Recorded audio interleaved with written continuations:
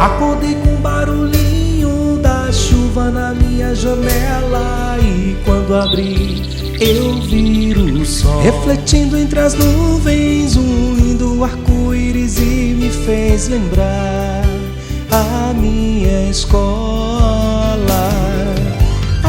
Ok, então pessoal, nesse primeiro momento a gente vai falar um pouquinho sobre as variedades linguísticas.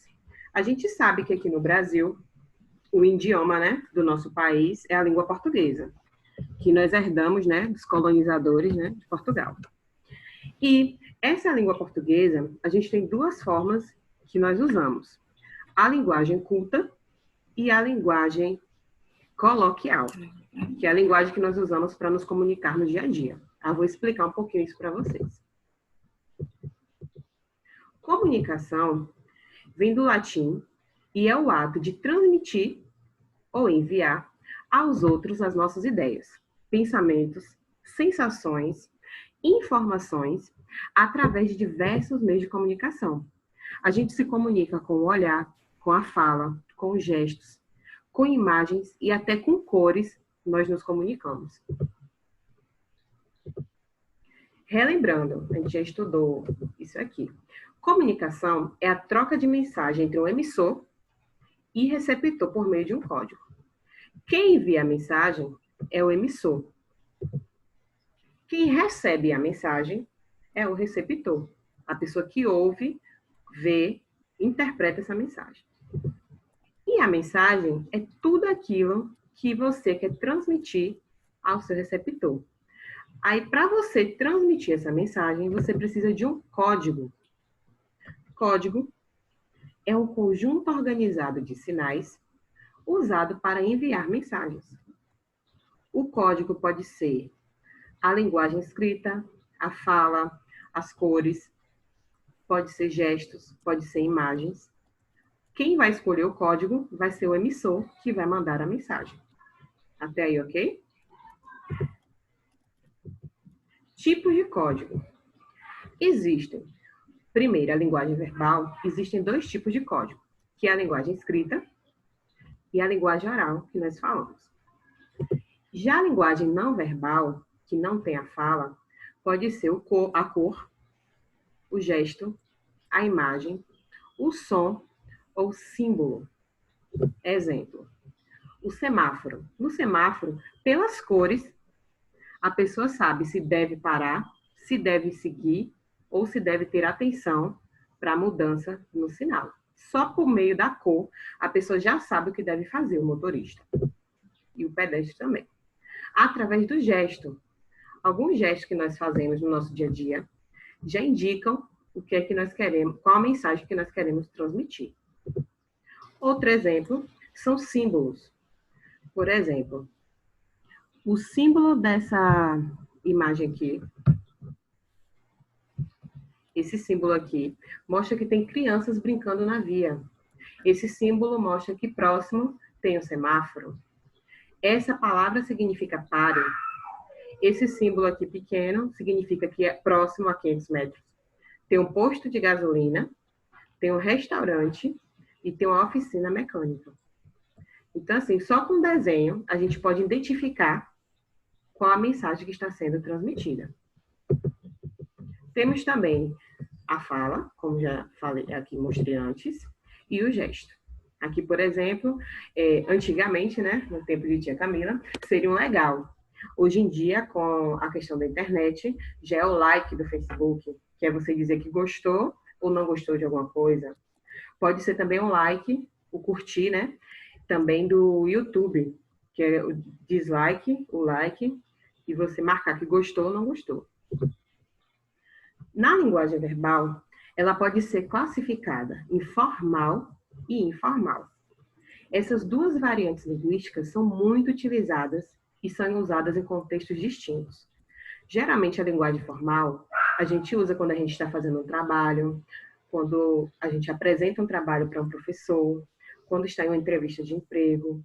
A linguagem informal é o que você usa para se comunicar com seus amigos, com seus familiares, no seu dia a dia. Um pouquinho da linguagem informal. A linguagem formal também é conhecida como coloquial. Representa a linguagem cotidiana, ou seja, trata-se de uma linguagem espontânea, regionalista e despreocupada com as normas gramaticais. Grifa bem aqui, ó, preste atenção nessa parte regionalista, que depois eu vou fazer uma explicação para vocês. Quando falamos com os amigos e familiares, utilizamos a linguagem informal, que pode vir a ter gírias e outras palavras e expressões regionais. Por exemplo, como nós cumprimentamos os nossos amigos, os nossos colegas? E aí, mano, brother, amigo, amiga.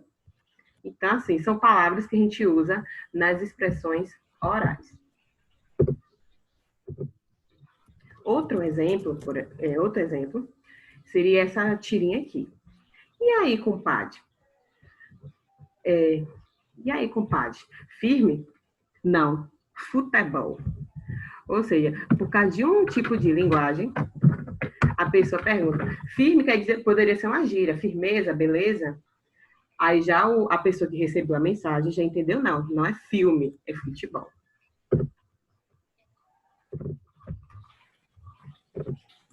Aí outra tirinha também que representa bem esse regionalismo é a questão de Chico Bento, que ele fala de uma forma regional, também conhecido como caipira. Ô pai, não conta mais história para eu dormir? Por quê, filho? Eu sempre acabo dormindo na metade e fico sem saber do fim. Será que a gente, conversando com os nossos pais, no caso vocês, falariam dessa forma? Acredito que não, né? Que aqui na Bahia nós falamos, né? Temos outro jeito de falar. E também tem a linguagem do internetês. Essa linguagem é mais comum no âmbito de vocês, porque agora vocês estão, por conta da pandemia também, vocês estão mais inseridos na internet. Aí o internetês. Achamos que você passa tempo demais batendo papo na internet. Aí como foi que o menino respondeu? Como se estivesse escrevendo no chat. Não é verdade. E ainda colocou o símbolozinho aqui, ó, da carinha feia. Certo? Aí eu também aproveitei e peguei algumas frases do chat lá que nós conversamos na plataforma para dar como exemplo. Esses exemplos vão ser vistos na estante.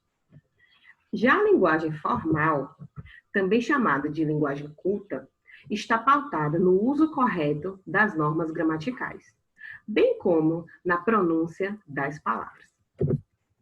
A linguagem formal é mais utilizada em meios de comunicação, como jornais, revistas, telejornais, em empresas, quando escrevemos um texto ou, por exemplo, em uma entrevista de emprego. Um bom exemplo é o texto que vocês fizeram atividade de língua portuguesa. Aquela entrevista de Malala e a outra entrevista que eu mandei para vocês mostra o quê? Que o repórter utiliza a linguagem formal para escrever o texto, mas ele registra a linguagem informal que a pessoa respondeu às suas perguntas. E um exemplo é a charge, eu lembrei de Cauã, dessa charge, que ele gosta muito de surfar. Veja que belos movimentos elípticos fazem essas ondas, meu caro amigo. Pegá-la-emos neste instante, ou mais tardiamente. Ou seja, movimentos elípticos são os movimentos circulares da onda. Será que um surfista falaria dessa forma? Será que essa pessoa falando aí está no contexto correto? Vamos responder isso também, viu, lá na plataforma. Na tirinha abaixo, podemos notar a presença da linguagem formal e informal. Falo fluentemente inglês, espanhol, francês, russo, italiano e alemão. E o português? Aí varia. Será que essa resposta dela está correta? Será que na língua culta portuguesa, você lá procurando uma entrevista de emprego, iria falar dessa forma? No âmbito da linguagem escrita, podemos cometer erros graves entre as linguagens formal e informal. Assim, para que isso não aconteça, é muito importante estar atento a essas variações, para não cometer erros. praticando. Aqui eu peguei uma frase que vocês colocaram lá no portal. Aqui seria na linguagem do internetês, né? Ou na linguagem formal. Estou com muita saudade, tia. Quero muito que volte logo. Se fosse escrever esse recado de forma formal, se nós não tivéssemos essa intimidade, como é que seria essa frase? Prezada professora, estou sentindo muita falta de suas aulas. Espero que retornemos logo às nossas atividades. Perceberam a diferença? Outro exemplo. Tia Camila, com fé em Deus, nós poderemos voltar a ter aulas com você. Estou morrendo de saudades. Um beijo. Aqui dá para ver bem explicitamente a parte do internetês. É a abreviação de palavras. Aqui, por exemplo, a gente sabe que é saudade, mas se uma pessoa que não tem acesso à internet for ler, pode ser que não identifique essa palavra. Aí, como ficaria uma sugestão se fosse mandar em linguagem formal? Professora Camila, com fé na providência divina, nós poderemos retornar às suas aulas. Estou sentindo sua falta. Um beijo. Estão percebendo aí a diferença? Pois é. E por fim, para a gente finalizar, lembrem-se, 2 dicas muito importantes para evitar escrever um texto repleto de erros e expressões coloquiais são: primeira dica, conhecer as regras gramaticais. Na dúvida, gente, consulta o dicionário, pode consultar a gramática, pode consultar até o livro de português, para não escrever com dúvida. E a segunda regra, que vocês também podem usar, né? Segunda dica, possuir o hábito de leitura. Ler ajuda a gente a ampliar o nosso vocabulário. Quanto mais você lê, mais palavras você conhece e você também aprende a escrevê-las. Fica registrado na nossa memória. Ou seja, possuir o hábito da leitura, que auxilia na compreensão e produção dos textos, uma vez que amplia o vocabulário do leitor. Ou seja, ler tem várias coisas boas na leitura. Você se distrai, você conhece novos lugares, você aprende novas palavras. Então, assim, aproveita esse momento que vocês estão em casa para ler um bom livro. Isso mesmo é primordial. Além de se divertir bastante. Bons estudos, viu, pessoal? E aqui faz referência de onde eu tirei algumas partes desse texto. E aí pede aqui, ó, é um joguinho que fala sobre regionalização na língua, viu? É do livro de vocês, de língua portuguesa, ó, variação linguística. A língua não é falada da mesma forma por todos os falantes. Todas as línguas sofrem muitas variações. A grande variedade de falares é chamada de variação linguística.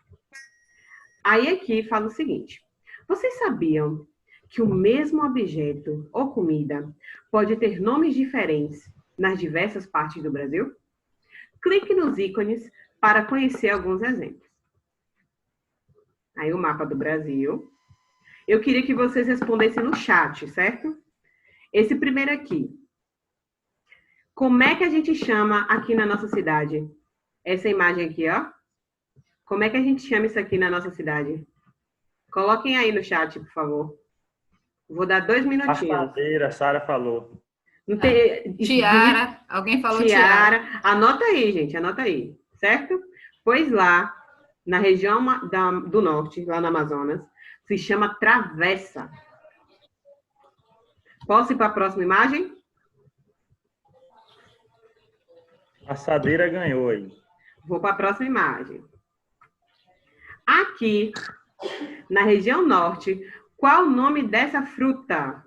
Aqui na região nordeste, né? Na região norte ela tem um nome, na nossa região ela tem outro nome. Qual o nome dessa fruta?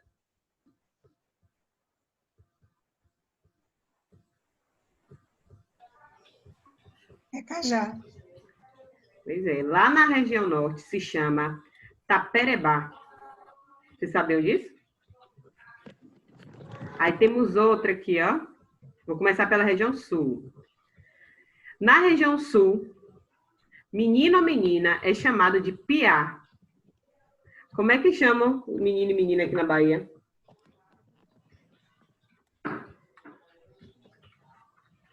Moleque, criança.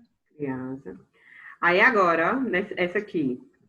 Como é que se chama esse brinquedo? Em Santa Catarina se chama pandorga. Aqui na Bahia é outro nome, né? Tem vários. Ah lá, pipa. Arara. Tem Arraia. vários. Arraia. Ah lá, Gabriela botou arraia. É. Você sabia que se chamava pandorga? Tem outra imagem aqui também, ó. Ah, essa aqui, quem leu Tonico não vai errar mesmo. Aqui na Bahia a gente chama de tangerina. Mas lá no livro de Tonico, como é que chamava essa fruta? A Sofia já colocou. Sofia, Tiago. Como é que chamava essa fruta lá em Tonico? Quem leu esse paradidático no segundo ano, ó. Pronto? Vou para a próxima. Essa eu não vou dar resposta agora, não. Aqui na Bahia, a gente não chama de farol. Como é que a gente chama esse instrumento aí para o trânsito? Tem vários nomes aqui que a gente chama aqui, principalmente em Tabuna. Vários nomes diferentes. Vocês chamam de farol? Acho que não, né? Vou para a próxima.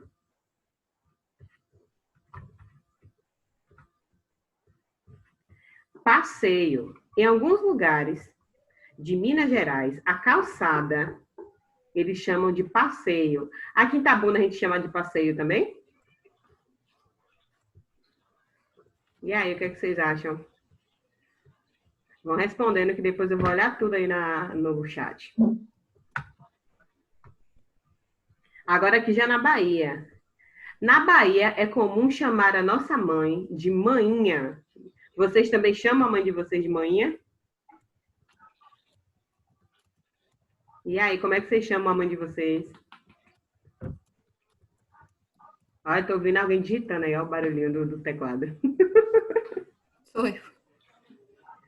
E temos também isso aqui, chamado de muriçoca. Como é que chama aqui? Chama assim também de muriçoca ou tem outro nome? Pensaram?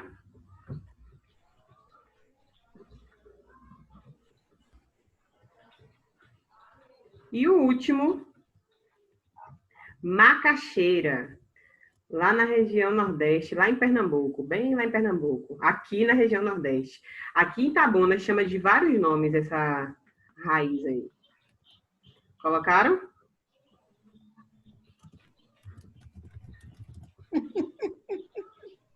Quero ver quem vai adivinhar que planta é essa, viu? Pronto?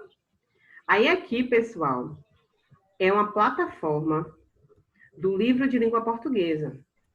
Se a gente voltar aqui, ó, não sei se vocês estão conseguindo visualizar, tem um livro de todos os livros de vocês, tá vendo? Deixa eu botar aqui nos livros.